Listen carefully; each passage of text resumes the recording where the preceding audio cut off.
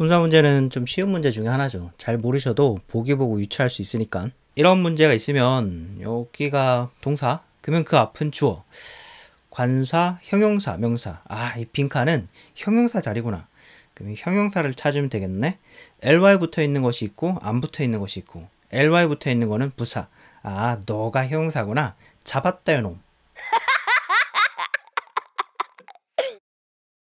근데 ETS는 이런 우리가 꼴 보기가 싫었던 모양이에요. 이런 거저먹는 문제에도 요즘 슬슬 약을 치더라고요. 전에도 쳤지만 그 빈도가 좀 잦아진 느낌?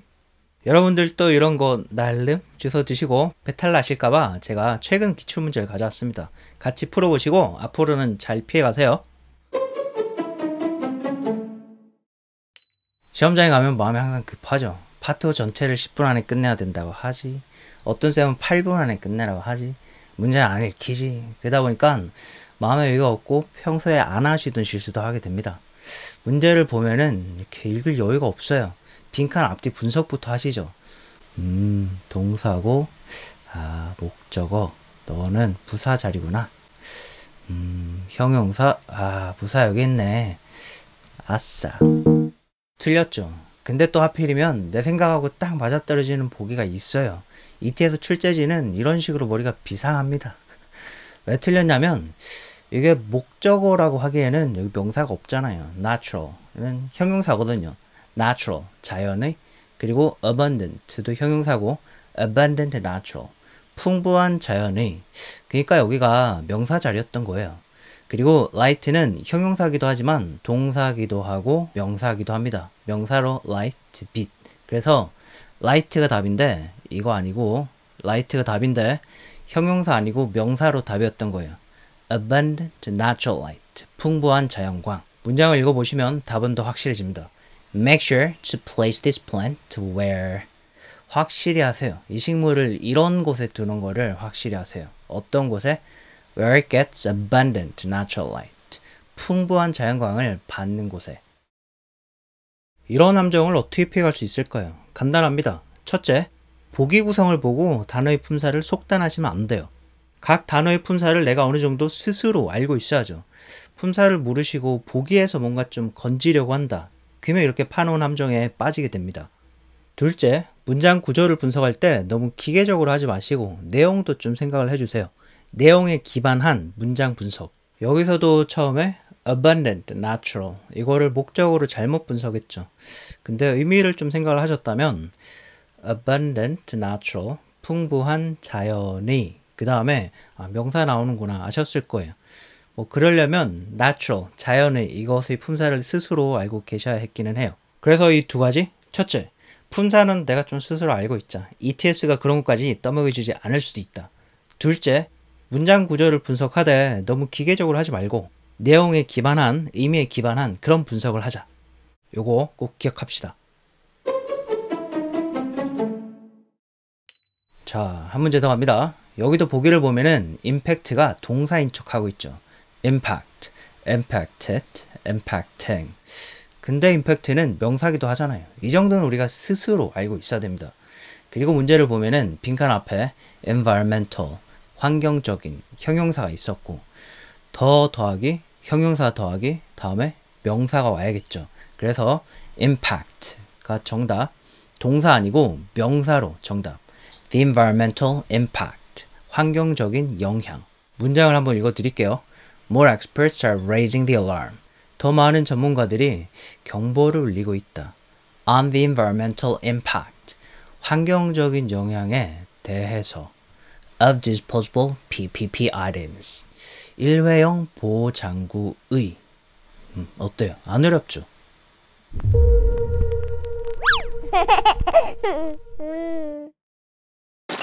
기출문제를 추가로 몇 개 더 보여드릴게요. 첫 번째 문제, 단수관사 어가 있고요. unique, 독특한 형용사가 있고 다음에는 unique이 수식하는 명사가 오면 되는데 어라고 했으니까 한 개짜리 단수 명사가 오면 되겠죠. 그래서 format, 이 정답.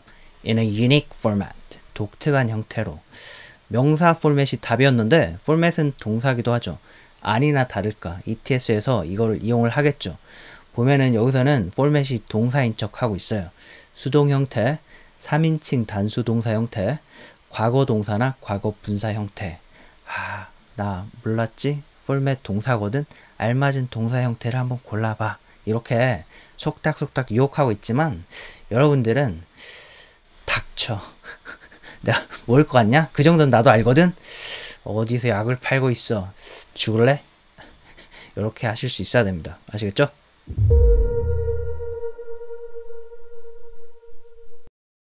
다음 문제. announced that. 대절이 announce의 목적어로 쓰이고 있죠. 뭐뭐라는 거를 발표했다. 그러면 이 대절, 명사절 대절 다음에는 완전한 절이 또 오게 되고 all이라고 하는 거는 그 자체로 대명사일 수도 있지만 자주는 명사를 수식하는 한정사 표현으로 잘 쓰이는 표현입니다.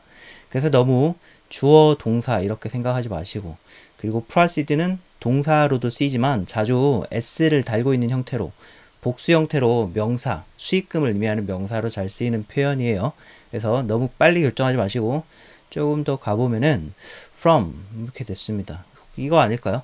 All proceeds from 뭐뭐뭐 어디에서 나온 수익금 전액이 will go toward. toward는 자금의 용도를 설명할 때 쓰는 전치사거든요. 이쪽으로 갈 거다. 이 자금 전부가 여기로 쓰일 거다. 이렇게. 그래서 명사로 proceeds가 정답. announced that 뭐뭐라는 걸 발표했다.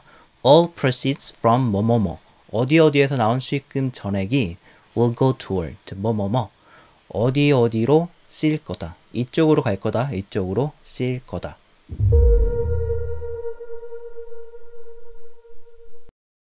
기출문제 하나 더 갑니다. clear. clear이 여기서 동사인 척하고 있죠. s를 달고 있고 ing를 붙이고 있고, clear은 동사기도 하지만 형용사기도 하죠. 이 정도는 우리가 스스로 알고 있어야 됩니다. clear이 형용사로는 맑은, 분명한, 명확한 정도의 의미고, 형용사일 때는 clear of 이 형태도 같이 알아두세요. clear of는 뭐뭐가 없이 깨끗한, 뭐뭐가 없는. 형용사로는 그 정도의 의미, ly를 붙이고 있는 거는 형용사의 의미를 가져오는 부사. 그리고 동사일 때는 clear은 치우다, 깨끗하게 치우다, 없애다 이 정도의 의미입니다. 그러면 문맥에 의해서 결정이 될 텐데 다음에 빈칸 다음에 outline 이라는 단어가 나왔고, outline 역시 명사기도 하지만 동사기도 한 그런 단어예요. 근데 다음에 나온 이 명사구가 힌트가 되죠. 이런 명사구가 여기 나오려면 outline이 이것을 목적으로 취해야지 말이 되는 거겠죠. 목적어를 취한다? 그러면 이 outline은 동사라는 걸 알 수가 있어요. 그래서 얘가 동사고 outline은 동사로는 기술하다, 서술하다 이 정도의 의미입니다. outlines the roles and responsibilities. 역할과 책무를 기술한다. 그러면 앞에 뭐가 들어가야 될까요? 분명하게 이렇게 해야 되겠죠. clearly outlines the roles and responsibilities. 분명히 서술한다. 요러한 것을. 그래서 답은 부사였고, 부사, 타동사, 목적어 요런 좀 빈출 형태입니다. 문장을 한번 읽어보면은 The handbook clearly outlines the roles and responsibilities. 그 핸드북이 분명하게 설명해 줍니다. 기술하고 있습니다. 뭐를? 역할과 책무를. 잘 아시겠죠? 이제 품사 문제는 어떻게 한다? 첫째, 품사는 우리가 스스로 좀 알고 있자. ETS가 우리를 모른다고 농락한다. 막 가지고 논다, 우리를. 둘째, 의미에 기반해서 문장 분석을 한다. 너무 기계적으로 가지 않는다.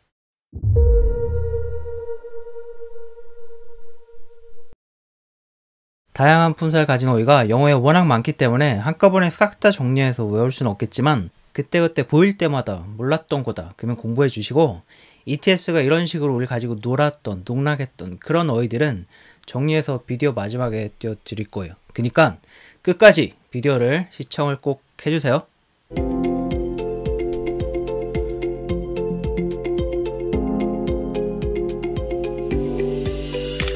자, 이제부터는 900점 이상을 목표로 하시는 분들을 위한 시간입니다. 토익 어휘 심화학습을 해볼 건데요. 먼저 expert, 전문가, 유의어로는 professional, specialist. professional은 형용사기도 하고 명사기도 하지만 자주 보이는 파생어로는 professor, profession.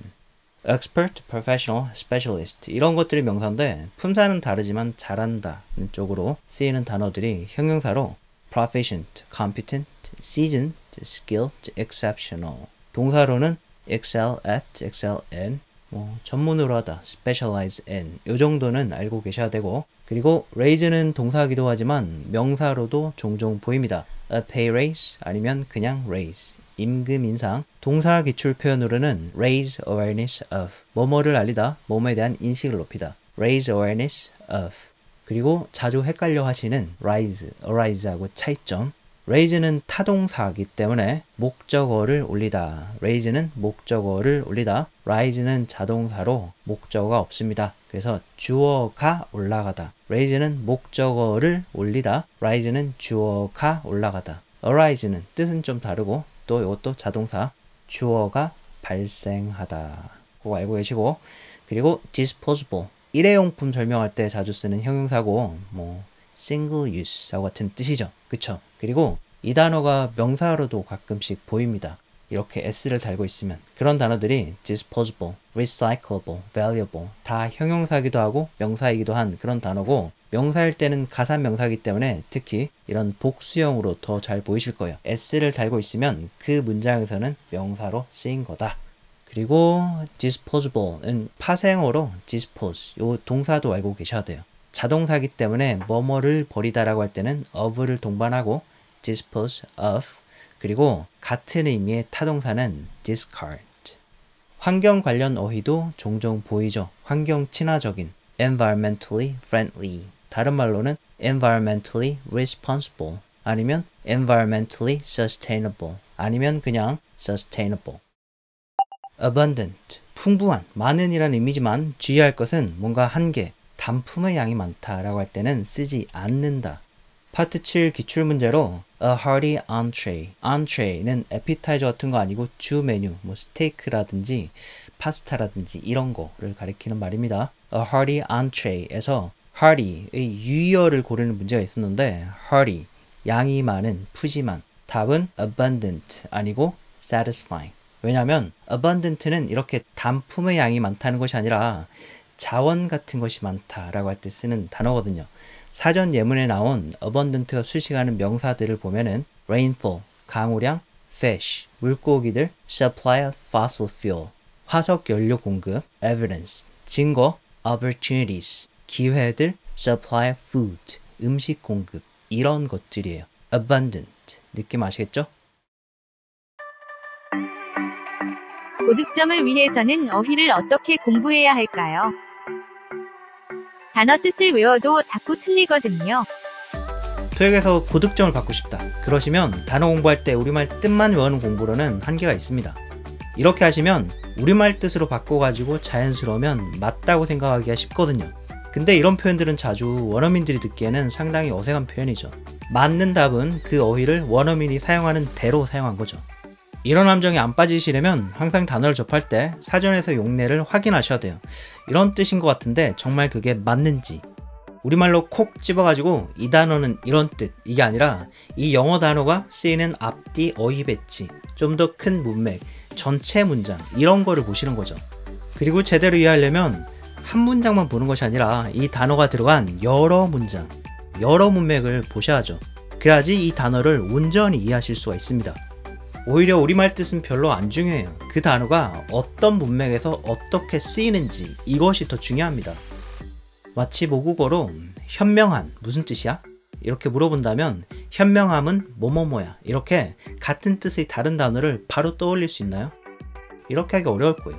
그거보다는 현명한 사람은 지혜가 많은 사람? 이렇게 풀어서 설명하기가 쉽죠. 근데 영어로는 왜 settle 이라고 하면 정착하다, 해결하다, 지불하다 이런 게 나와야 되죠? 저는 지금은 가르치는 입장이니까 학생들한테 명쾌한 느낌이 나는 듯한 전달을 하지 않으면 생존이 오락가락하는 위치에 있어서 어쩔 수 없이 우리말 뜻을 많이 외웠어요. 근데 선생으로서가 아니라 예전에 학생으로서 영어를 공부할 때는 우리말 뜻을 안 봤어요. 거의 안 봤습니다. 영영사전만 봤거든요. 영영풀이를 읽고 예문을 보면서 아, 이 단어는 이런 상황에서 이렇게 쓰는 거구나.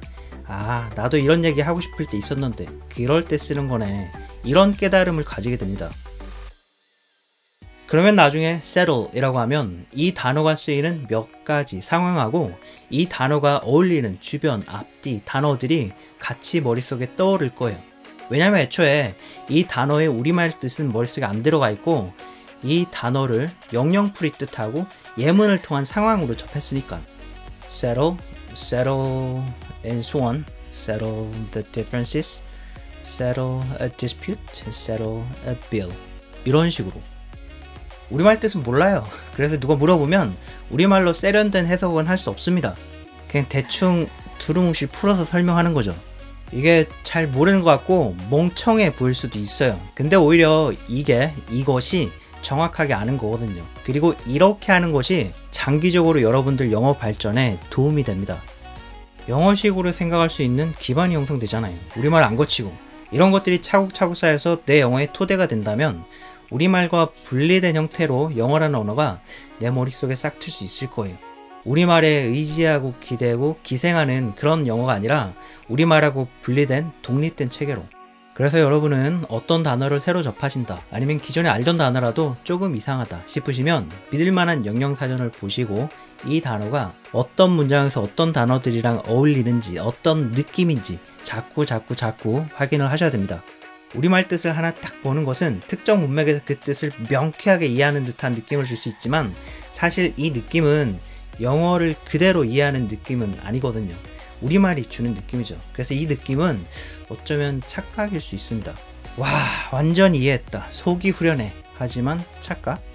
그리고 더 큰 문제는 이 우리말, 모국어로서 너무너무 잘 알고 있는 이 우리말의 속성을 이 영단어에 그대로 덮어 씌운다는 데 있죠. 여기서 사실 많은 문제가 발생합니다. 이 영단어는 이 문맥에서 이 우리말하고 같은 뜻이었던 거지 이 문맥을 벗어나면은 서로 다른 점도 많이 있거든요. 서로 다른 언어, 다른 문화권에서 오랫동안 발전해온 이 두 단어가 한치의 오차도 없이 똑같다. 이게 오히려 기적일 수 있습니다.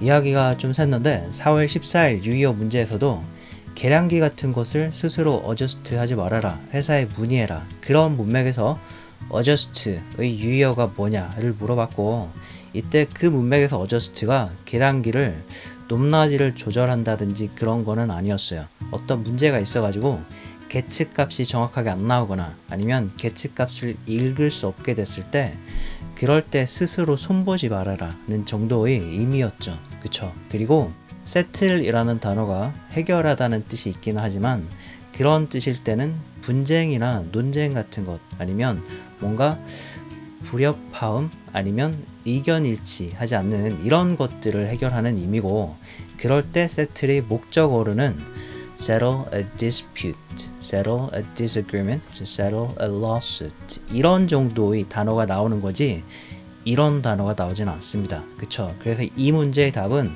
오히려 좀 쉬운 단어인 repair 그런 문제가 있었을 때 스스로 손보지 말고 스스로 고치려고 하지 말고 회사에다가 연락을 해주세요. 그런 정도의 문제였는데 이게 논란이 된 이유는 제 생각에 아마도 adjust, settle 같은 단어의 우리말 뜻만 알고 계신 상태에서 우리말 뜻이 가지는 느낌을 여기다가 그대로 넣어가지고 문제를 해결하시려고 하다가 발생한 그런 오해였던 것 같습니다. 개인적으로 좀 놀라운 거는 ETS가 학생들이 이렇게 오해할 거라는 거를 예측을 했다는 것이 소름입니다. 어떻게 알았을까요? 마지막으로 하나만 더 설명드리겠습니다. 이 light라고 하는 단어가 쉬운 것 같으면서도 쉽지만은 않은 단어인 것 같아요. 다양한 품사로 쓰이고 다양한 뜻이 있죠. 그래서 ETS도 기출을 여러 번 했던 단어예요. light하고 light의 파생어를. 일단은 명사로는 불 켜라고 할 때 그때 가산명사로 그러니까 뭐 조명 같은 거 방 안에 전구가 여러 개 있을 수 있잖아요. 그때 불 켜라고 하면은 아니면 불 꺼라고 한다든지 불 꺼 turn off the lights 불 켜라고 하면은 turn on the lights 아니면 switch on the lights switch off the lights 그때 가산명사로. 근데 빛이라는 뜻일 때는 불가산입니다. natural light 자연광. 그리고 light는 동사기도 합니다. 동사로는 불을 켜다 밝히다 이런 뜻이고 동사 변화는 light, lit 과거분사로 여기 들어간 거예요. 그 방이 The room was dimly lit 어둑어둑하게 밝혀졌다. 그리고 light는 형용사기도 해요. 형용사일 때는 주로 가벼운 이란 뜻으로 많이 쓰이고 여기서는 비교급이기 때문에 lighter. The traffic was much lighter. 차량이 많을 줄 알았는데 차량이 별로 없더라. 교통이 정체가 별로 안 됐다. 도로에 차량이 별로 없다. 그럴 때 the traffic was much lighter. 훨씬 가벼웠다. 차량이 훨씬 없었다. than predicted. 예측됐던 것보다. 그리고 부사 lightly. 가볍게. take something lightly. 무언가를 가볍게 여기다 라고 할 때 take something lightly. 그리고 파생어로 lighten. 가볍게 하다. 물리적인 개념도 뭔가 비유적인 개념도 둘 다 많이 쓰는 그런 단어입니다. lighten the workload. 업무량을 가볍게 하다. She told a joke. 조크를 했는데 왜 했냐면 to lighten the atmosphere. 분위기를 가볍게 하려고. 분위기가 꽤 무거웠나 봐요. 그래서 분위기를 좀 밝히려고 가볍게 하려고 to lighten the atmosphere. 그리고 이 단어는 한 번 기출됐는데 enlighten. 깨우치게 하다, 계몽시키다 이럴 때 쓰는 단어인데 Baldwin이라고 하는 사람이 enlightened him. 그 사람한테 깨우치게 해줬다. as to 뭐에 대해서? as to the nature of the experiment. 그 실험의 속성에 대해서, 본성에 대해서 깨우치게 해줬다. enlighten, 깨우치게 하다. enlightening, 형용사로 계몽적인, an enlightening talk, 계몽적인 연설. 오늘도 끝까지 시청해주셔서 감사드립니다. 아까 말씀드렸던 ETS가 다양한 분사로 우리를 농락했던 그런 토익 기출어휘를 띄워드리면서 전 이만 물러가겠습니다. 보시면서 모르셨던 거 필기해 주시고 그리고 예문도 직접 찾아보시면서 공부해 주세요. 전 그러면 다음에 더 좋은 컨텐츠로 또 찾아뵙겠습니다. 이만 물러가겠습니다. 바이.